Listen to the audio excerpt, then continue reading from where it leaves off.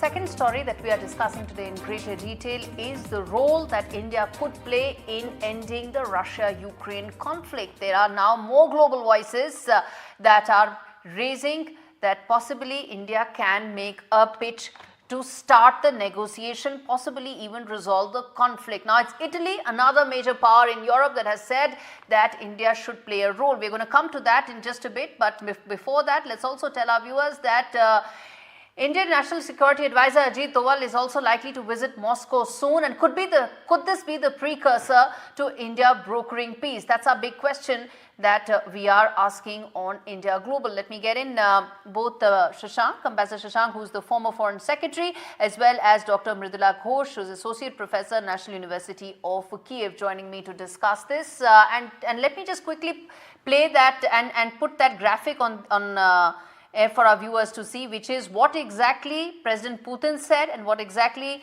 Giorgia Meloni, the Prime Minister of Italy, is saying when they are both saying that India can play a larger role in terms of mediating. That's what on your screens is what President Putin said at Vladivostok, when he said that India could be one of the partners helping resolve this conflict. And then, of course, there's another global voice coming in. That's Prime Minister of Italy, Giorgia Meloni. All right, Ambassador Shashank, let me start with you, sir. As things stand right now, this comes after Prime Minister Modi's visit to Moscow, followed by his visit to Kyiv.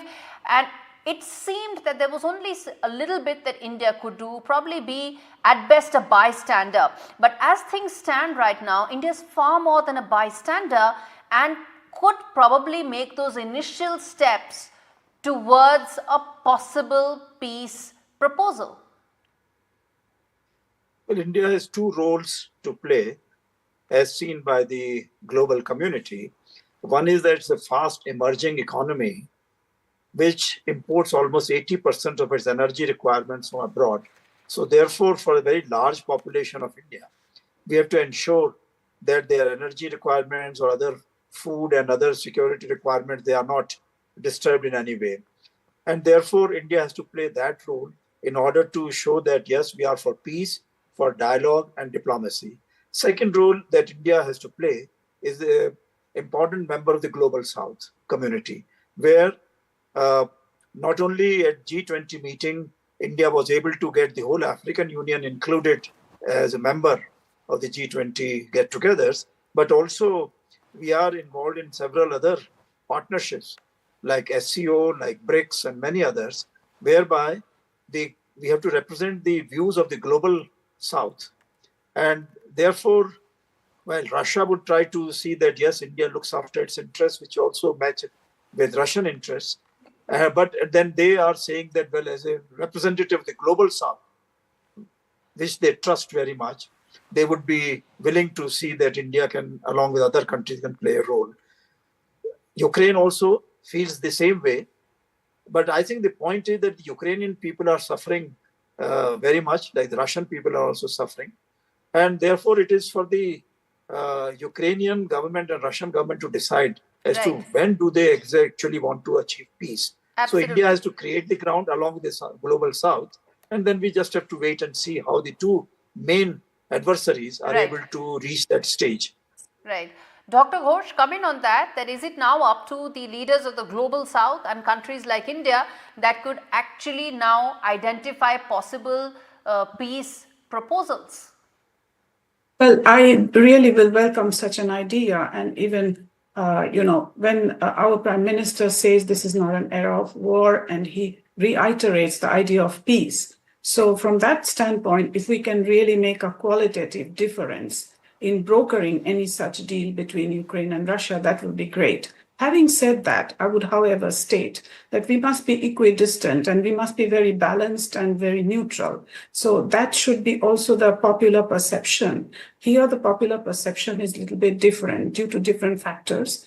However, people really it will be a very big difference to the people's lives, because we are spending sleepless nights in Kyiv. Every day there is drone attack, there is missile attack, and it's terrible, including the capital, Kyiv. So I believe that nobody in this world wants peace. As Ambassador Shashank has said, the people of Ukraine and also the people of Russia, because they are suffering. I would also say there is a policy perspective. We are having very top-notch people talking to both sides, Yes. and I believe that the impact of our diplomacy, it's a big test for our diplomacy. We can make a sustainable peace, not just supporting only on the Russian side or totally on the Ukrainian side, but remembering that this is an unprovoked war. Okay, let me ask this to Ambassador Shashank, that when we are talking about possible peace proposals or negotiations where India could play a role, how do you see a National Security Advisor's trip to Russia? Because it is being seen as part of a larger push towards peace where India could be a major player. What has happened so far, that many countries like China, Brazil and others, they have given some proposals which should be acceptable more or less to one side or the other side. Now, India, our national security advisor has gone to Moscow for meeting with the other global South leaders.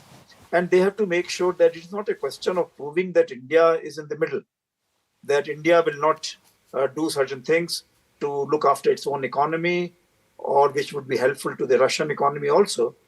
But what India will do is that we want peace. We want that end to this war.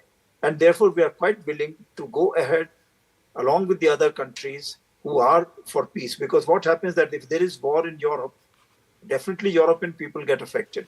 But the global South, which gets the maximum impact, because most of them don't have 100% of their resources under their own control. Right. They depend on others' supplies. So therefore, it's very important that we take care of the interests of the global South also, right, when we are thinking of peace and dialogue and diplomacy in Europe.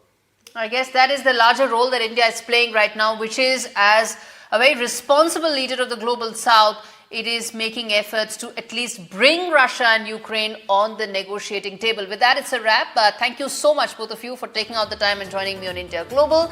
And thanks so much, viewers, for tuning in.